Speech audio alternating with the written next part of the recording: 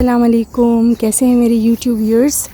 امید کرتی ہوں آپ سب خیریت سے ہوں گے، انجوائے کریں گے اپنی لائف کو.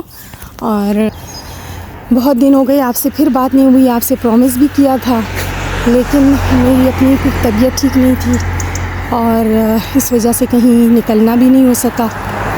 تو چلیں اب آج میں نے سوچا آج ضرور بات کرتے ہیں. اور جہاں تک بات ہے موسم کی تو ظاہر ہے موسم بہت ٹھنڈا ہے، لیکن جہاں جیسے گرم ملکوں میں انہوں نے اے سی کا انتظام کیا ہوتا ہے، سعودیہ میں اور دبئی، شارجہ اور سارے جو یو اے ای کنٹریز ہیں، تو اسی طرح یہاں پہ ہیٹرز کا پورا سسٹم مطلب لگایا ہوتا ہے لوگوں نے. تو گھروں میں بھی ہیٹرز آن ہوتے ہیں، باہر گاڑیوں میں اور بلڈنگز جہاں پہ شاپس وغیرہ ہو گئی، ہر جگہ ہیٹرز آن ہوتے ہیں. تو اس وجہ سے اتنا محسوس نہیں ہوتا. جب آپ تھوڑی دیر کے لیے واک کرنے نکلتے ہیں، ظاہر ٹھنڈ تو ہوتی ہے لیکن ہمیں پھر اچھا بھی لگتا ہے تھوڑی دیر کے لیے، اتنا برا نہیں لگتا. اور یا شاید میں عادی ہو گئی ہوں یہاں کے موسم کے ساتھ، تو اس وجہ سے بھی شاید اتنا فیل نہیں ہوتا. لیکن پھر بھی میں نے اپنے آپ کو پورا کور کیا ہے، پورا فل کوٹ، فل باڈی، ساتھ میں ٹوپی پہنی ہوئی ہے. گلوز نہیں پہنے کیونکہ پھر موبائل یوز کرنا ہوتا ہے نا، تو میرے گلوز جو ہیں وہ اسکرین کے وہ نہیں ہیں نا، ٹچ والے نہیں ہیں. اس وجہ سے میں نے مطلب لیے ہی نہیں، کبھی سوچا بھی نہیں. تو نا بھی اب ذہن میں آیا تو اب انشاءاللہ دیکھوں گی. اور یہاں پہ کافی لوگوں کی نا میں میسیجز پڑھ رہی تھی، تو ایک طرح سے مطلب موڈ تھوڑا سا لو یا وٹامن ڈی کی کمی. ظاہر ہے سورج تو یہاں پہ نکلتا ہی نہیں ہے، اور بہت کم، اگر نکلتا بھی ہے تو بہت کم. تو ہمیں تو وہ سورج مطلب وہ اس میں بیٹھنے کا موقع ہی نہیں ملتا. تو کافی لوگوں کی نا میسیجز میں پڑھ رہی تھی ایسے گروپس پہ، ڈیفرنٹ گروپس پہ، کہ ان کا نا مطلب کچھ کرنے کو دل نہیں کرتا، اٹھنے کو دل نہیں کرتا، موڈ تھوڑا سا مطلب ڈاؤن ہے. تو اس پہ کافی لوگوں نے کمنٹس بھی کیے ہوئے تھے، وہ بھی میں پڑھ رہی تھی. تو میں یہاں پہ بھی اس چینل کے تھرو بھی سب کو یہ کہوں گی کہ آپ اپنا وٹامن ڈی چیک کریں، فوڈ کاؤنٹ ٹیسٹ کروائیں، اپنا بلڈ ٹیسٹ کروائیں، تاکہ پتہ چلے آپ کے جسم میں کوئی وٹامنس کی کمی ہو، اس کو پورا کریں. آئرن، پروٹین اور وٹامن B12، وٹامن ڈی ہو گیا، B17 بھی بہت اچھا ہے، وٹامن اے بہت ضروری ہے. سارے وٹامنس کی امپورٹنس ہے. تو جب ہم اپنی ڈائٹ میں جو کھانا کھاتے ہیں تو اس میں اتنا ہمیں شاید موسٹ پروبیبلی ہمیں اتنا وہ نئی ساری نیوٹریشنز جو ہیں وہ ہمیں ملتے. تو ہمیں چاہیے کہ ہم ساتھ میں نا اپنی ڈائٹ میں ایکسٹرا تھوڑے سپلیمنٹس ایڈ کریں، especially after 30 and 40. 30s and 40s میں جو ہیں ان کو تو ضرور سپلیمنٹس کو نا ریگولر ایڈ کرنا چاہیے. تو جیسے A to Z ملتی ہیں یہاں پہ UK میں سپلیمنٹس A to Z کے نام سے، اگر ہم وہ بھی روز ایک اپنی ڈائٹ میں ایڈ کر لیں تو وہ بھی اچھا ہے. ساتھ میں اگر آپ کو فیل ہو رہا ہے کہ آپ کے گھٹنوں سے آوازیں آ رہی ہیں یا تھوڑا موڈ تھوڑا ڈاؤن ہو رہا ہے، تو وٹامن ڈی لے کر آئیں. 1000 جو اس کی ڈوز ہوتی ہے، یا 2000، میکسیمم سنا ہے 4000 تک الاؤڈ ہے، لیکن میں نے کبھی 2000 بھی نہیں لی، میں نے 1000 ہی لی ہے. تو آج کل تو خیر میں نے نہیں لی، جب میری ختم ہو گئی تو پھر میں دوبارہ لے کر ہی نہیں آئی. لیکن لاسٹ ایئر تک میں نا مطلب B12، وٹامن اے اور وٹامن ڈی یہ سب میں ریگولر لے رہی تھی، اور مجھے کافی ڈفرینس فیل ہوا اپنے موڈ میں اس کے ساتھ. اور جو مسلس کی فلیکسیبلٹی کے لیے ہم لیتے ہیں میگنیزیم کی جو سپلیمنٹس ہیں، تو یہ سب ہالینڈ اینڈ بیرٹ سے بھی ایزیلی مل جاتی ہیں. اور لیکن ہالینڈ اینڈ بیرٹ جو ہے تھوڑا سا ایکسپینسو ہے، اور میرا خیال ہے کہ امیزون سے بھی ایزیلی، مطلب اگر آپ آن لائن آرڈر کرتے ہیں، یا پھر جیسے وہ ہو گیا ہول سیل کی شاپس ہو گئیں، ہوم بارگین ہیں، اس ٹائپ کی شاپس ہیں، تو وہاں سے بھی کافی کم پرائس میں مل جاتی ہیں. اور چیز میرا خیال ہے ایک ہی ہوتی ہے، اتنا کوئی میرا نہیں خیال کہ کوئی ڈفرینس ہوتا ہوگا اس میں. تو آپ اپنی ڈائٹ میں اسپیشلی ضرور ایڈ کریں سردیوں کے موسم میں. ساتھ میں انڈا، کیونکہ انڈا تو وٹامن ڈی اس میں بہت زیادہ وافر مقدار میں پائی جاتی ہے. تو وٹامن ڈی کے لیے اگر آپ کو انڈا نہیں کسی کو نہیں پسند تو پروٹین شیکس اور اس ٹائپ کی چیزیں یا وٹامن ڈی کے ڈراپس لے لیں، لیکن سم ہاؤ آپ اپنی ڈائٹ کا خیال رکھیں، اور ساتھ میں ایکسرسائز بھی بہت ضروری ہے۔ میں خود بھی ایکسرسائز میں اتنی ابھی اچھی نہیں ہوں، روز میں سوچتی ہوں آج کروں گی، لیکن کل میں تھوڑی سی کی تھی تو مجھے وہ کافی ڈفرینس فیل ہوا تھا، اور مجھے لگا کہ دیکھو میں کیوں اتنے عرصے سے نہیں کر رہی تھی، بہت اچھا میں فیل کر رہی تھی، ریلیکس فیل کیا میں نے، اور مسلز بھی میرے کافی مطلب تھوڑے اسٹریچ ہو گئے تھے، تو لیگس کی اور ایسے آرمس کی میں نے تھوڑی سی کی تھی تو اچھا لگا مجھے۔ اب انشاءاللہ میں ضرور اپنی روٹین میں ایڈ کروں گی۔ اور ویٹ لاس کے لیے ظاہر ہے انٹرمیٹنٹ فاسٹنگ بہت اچھی ہے، لیکن انٹرمیٹنٹ فاسٹنگ کے علاوہ آج کل سردیوں کا موسم ہے تو دن اتنے چھوٹے ہو گئے ہیں، تو ہمیں چاہیے کہ ہم اپنے ڈیلی مطلب ہم روزے رکھیں۔ اگر ہم پورا ویک نہیں رکھ سکتے نا تو کم از کم جمعرات جمعہ کا ہی رکھ لیں، 2 دن ہم روزے رکھیں۔ پھر اگر ہم اپنی کیپیسٹی کو دیکھتے ہوئے اگر ہم آگے اور رکھ سکتے ہیں دن میں ویک میں 5 دن رکھ سکتے ہیں، 3 دن رکھ سکتے ہیں، جتنا ہم کر سکتے ہیں اتنے ہم رکھیں۔ تو اب جیسے رجب، شعبان، رمضان، یہ رمضان کی بالکل ہم نا قریب جا رہے ہیں، اللہ ہمیں رمضان دکھائے اور ہمیں رمضان کی جتنی برکتیں ہیں وہ ان سے ہمیں مالا مال کرے انشاءاللہ۔ تو ابھی سے اگر ہم اپنی کوشش جاری رکھیں گے تو رمضان تک جا کے ہم فلی پریپیئرڈ ہوں گے۔ تو ہمیں چاہیے کہ ہم اب سے اپنے آپ کو نا ورکنگ کریں، تھوڑا سا اللہ تعالیٰ کے لیے ٹائم نکالیں۔ جو دنیاوی کام ہے وہ تو چلتے ہی رہتے ہیں، تو اگر ہم ہفتے میں 2 دن بھی اللہ تعالیٰ کے لیے اپنی روحانی جو اسٹرینتھ ہے اس کو اچھا کرنے کے لیے نا اس پہ کام کریں نا تو ہماری دنیا بھی اچھی ہوگی اس کے ساتھ انشاءاللہ۔ اور یہ کہ واک بھی چل رہی ہے اور آپ لوگوں کے ساتھ میں باتیں بھی کر رہی ہوں، تو باقی اس وقت مجھے اور مائنڈ میں کوئی بات نہیں آ رہی۔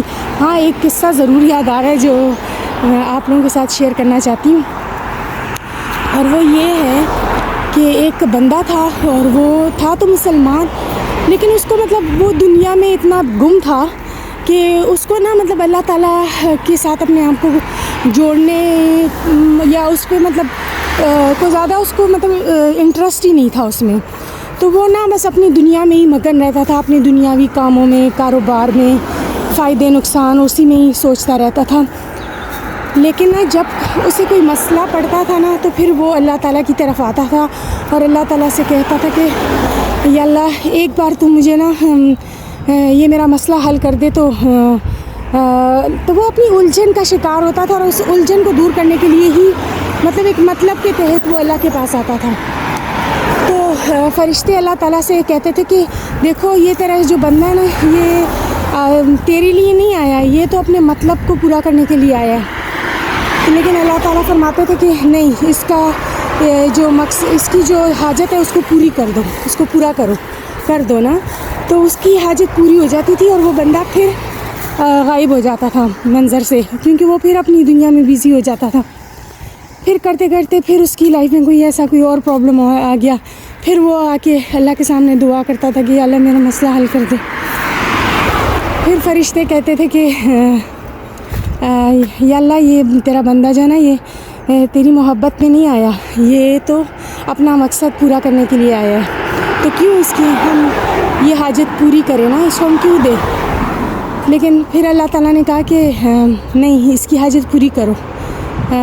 اس طرح کرتے کرتے ایک دن وہ بندہ ایسے ہی نا مطلب بیٹھا ہوا تھا، سوچ میں پڑا ہوا تھا، تو اس نے سوچا کہ میں تو ہر دفعہ صرف اپنے مقصد کے لیے ہی اللہ تعالیٰ سے میں نے مانگا ہے، کبھی میں نے مطلب اللہ کے لیے کبھی اس کی محبت میں کبھی نہیں گیا، اپنی صرف حاجت کے لیے ہی مجھ سے میں اپنے آپ کو مطلب جوڑا ہے، اور پھر بھی اس نے مجھے عطا کیا ہے۔ تو تب اس کی آنکھوں سے آنسو نکل آئے اور وہ نا سجدے میں پڑ گیا، اور اس نے اللہ تعالیٰ سے معافی مانگی اور اللہ تعالیٰ سے کہا کہ آج میں تیرے لیے آیا ہوں، اور پھر اللہ تعالیٰ نے فرشتوں کو کہا کہ آج یہ بندہ میرے لیے آیا ہے اور اس کو میں نے مطلب بخش دیا ہے، اور آج کے بعد اس کے بارے میں کوئی بھی ایسی کوئی بات نہ کرے کہ یہ اپنے مطلب کے لیے آتا تھا. تو آج جب یہ خود میرے پاس چل کے آیا ہے تو میری طرف سے اس کے لیے جنت واجب ہو گئی ہے. تو یہ دیکھیں یہ اللہ تعالیٰ کی ہم سے محبت ہے اور ہمارا یہ حال ہے کہ ہم اپنی دنیا میں اتنے مگن ہیں کہ ہمیں فرصت ہی نہیں ہے. صرف ضرورت کے لیے اللہ تعالیٰ کے پاس ہم جاتے ہیں نا. جب ہمیں کسی بات سے کبھی کوئی دکھ ہوتا ہے, کسی بات سے پریشانی ہوتی ہے, تبھی ہم اللہ کو یاد کرتے ہیں. اور پھر اللہ تعالیٰ کی شان دیکھیں کہ وہ اتنا مہربان بادشاہ ہے کہ وہ ہمیں اس وقت بھی دیتا ہے اور پھر وہ ہمارے جب وہ ہمیں احساس ہوتا ہے تو پھر وہ ہمارے لیے کیا اس نے اتنے بڑے دل کا مالک کہ وہ ہمیں جنتوں اس کا مالک بنا دے.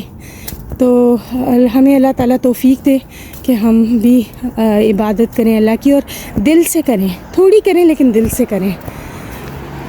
چلیں بھائی, آج کے لیے میرا خیال ہے اتنی باتیں کافی ہیں, پھر بلاگ بھی بہت لمبا ہو جائے گا اور باتیں تو خیر ذہن میں آتی ہی جائیں گی. اور ایک اور قصہ بھی خیر مائنڈ میں ابھی آ گیا ہے, چلیں وہ بھی آپ کو جلدی جلدی جاتے جاتے سنا دیتی ہوں کہ حضرت بلال رضی اللہ تعالیٰ عنہ تو حبشی تھے اور غلام تھے. ان کی والدہ بھی غلام تھی, ان کے والد بھی غلام تھے. تو وہ تو پیدائشی غلام پیدا ہوئے تھے اور ان کو ایک سردار کے ہاتھوں بیچ دیا گیا تھا, امیہ بن حلف, آئی تھنک اس طرح کا کہ امیہ بن حلیف, جسٹ فار گاٹ دا نیم, لیکن امیہ نام تھا اس بندے کا. تو وہ بہت ظالم تھا اور یہ لوگ تو لات منات عزا اس کی عبادت کرتے تھے, اس کو پوچھتے تھے ان بتوں کو. تو اس ٹائم پہ جب حضرت بلال رضی اللہ تعالیٰ عنہ نے حضرت محمد صلی اللہ علیہ وآلہ وسلم کے بارے میں سنا کہ ایک ایسا شخص ہے جو کہتا ہے کہ کسی عربی کو عجمی پر اور عجمی کو عربی پر کوئی فضیلت حاصل نہیں, اور وہ کہتا ہے کہ صرف اللہ تعالیٰ کی عبادت کرو. تو تب حضرت بلال رضی اللہ تعالیٰ عنہ نے دل میں ہی وہ اللہ پر ایمان لے آئے تھے, اور حضرت محمد صلی اللہ علیہ وآلہ وسلم کے سے ان کو محبت ہو گئی تھی دل میں کہ یہی وہ شخص ہے جو سچا ہے. تو پھر جب ان کی یہ بات سامنے آ گئی تو ان کے جو سردار تھے انہوں نے ان کو بہت زیادہ تکلیف دی تپتی ریت میں. اور پھر اللہ کا کرنا ایسے ہوا کہ ایک دن حضرت ابو بکر صدیق رضی اللہ تعالیٰ عنہ کا وہاں سے گزر ہوا اور انہوں نے کہا کہ یہ غلام میں تم سے خریدنا چاہتا ہوں. تو انہوں نے اس کو 100 یہ نہیں مجھے خیر اب یاد آ رہا, لیکن کافی قیمت دے کے سونا دے کے خریدا تھا. اور تب اس بندے نے یہ کہا تھا, سردار نے, وہ جو تھا کافر تھا, اس نے کہا کہ اگر یہ تم سے ایک اوقیہ میں بھی لیتے تو میں تمہیں اس کی قیمت ایک اوقیہ سے بھی کم ہے, لیکن اگر تم سے اسے ایک اوقیہ میں بھی لیتے تو میں یہ تم سے لے لیتا ہوں ایک اوقیہ سونا.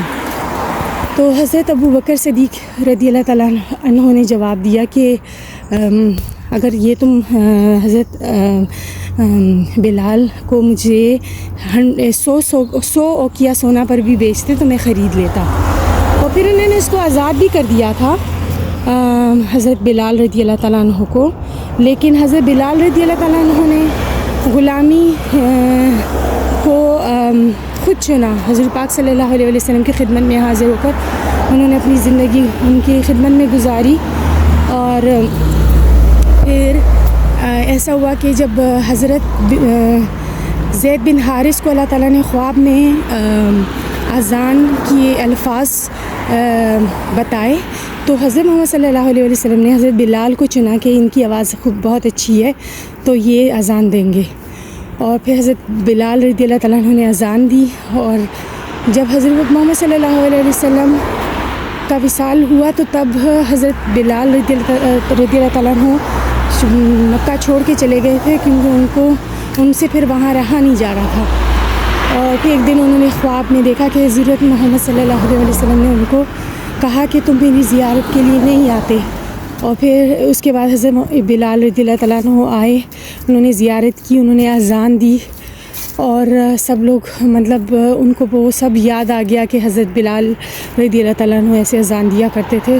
اور سب پہ وہ رکت طاری ہو گئی, سب کو وہ وقت یاد آ گیا کہ اس طرح کا بھی ایک وقت تھا, خوبصورت وقت تھا. اور ان کو اللہ تعالیٰ نے سید سیدنا یا ان کو سیدنا پکارا جاتا ہے اب. تو مطلب اللہ تعالیٰ نے ان کو ایسی عزت دی. اور وہ جو سردار تھا جو ان پر ظلم کرتا تھا تو وہ مارا گیا جنگ بدر میں, اور مطلب اس کا انجام برا ہوا, اور آج تک اس کو دنیا نے نہیں یاد رکھا. تو بظاہر ایک بندہ جو ہے وہ ایک ایسی سچویشن میں ہوتا ہے نا کہ آپ کو لگتا ہے کہ یہ ہار رہا ہے یا اس کی کوئی وقت نہیں ہے, لیکن پھر تاریخ آپ کو بتا دیتی ہے کہ ایسے لوگ تاریخ میں زندہ رہتے ہیں, ہمیشہ کے لیے زندہ رہتے ہیں. اور جو لوگ اس وقت جابر اور بہت پاورفل تھے, آج ان کا نام و نشان بھی باقی نہیں ہے. جیسے مجھے بھی اس بندے کا اب صحیح نام بھی نہیں یاد آ رہا, بس اتنا مجھے پتہ ہے کہ اس بندے کا نام امیہ تھا, امیہ بن تھا. تو اس کا نام کسی کو بھی یاد نہیں ہے, لیکن حضرت بلال رضی اللہ تعالیٰ عنہ